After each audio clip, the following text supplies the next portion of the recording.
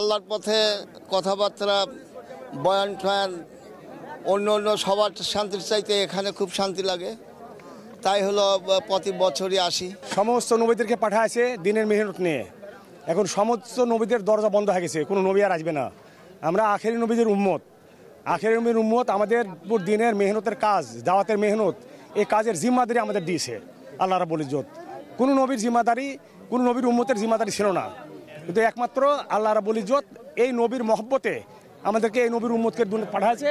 আমাদের কাজ হলো এটা, মানুষের কাজই হলো দাওয়াত। সমস্ত উম্মত রাসূল সাল্লাল্লাহু আলাইহি সাল্লামের ফিকির একটাই ছিল, সমস্ত উম্মত কীভাবে জাহান্নাম থেকে জান্নাতমুখী হইতে পারে। এই যে এত বড় ইজতেমা, এত বড় জোর, এত বড় জমায়েত, সারা বিশ্ব থেকে মেহমান আসছে।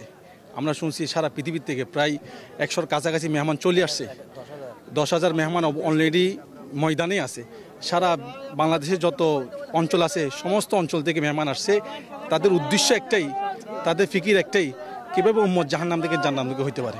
মুসলমান যেমন কালিমা গ্রহণ করছে লা ইলাহা ইল্লাল্লাহু মুহাম্মদ রাসূলুল্লাহ সাল্লাল্লাহু আলাইহি ওয়াসাল্লাম, এই এক আল্লাহকে মানবো, কালিমার প্রতি আমল করব, মুহাব্বত আল্লাহকে ভালোবাসবো, এরপর নামাজের প্রতি মুহাব্বত করা।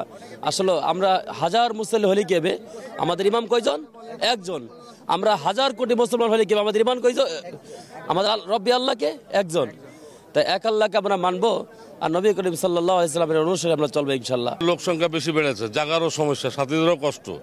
এটা আলাদা হওয়া, এক সংসারে 5টা ভাই তারা আলাদা হয়, হয়তো সবাই দুজনেই ভালো কাজ করছে, কেউ খারাপ করছে, সবই আল্লাহর হুকুম মানছে, নবীর তরিকা চলছে।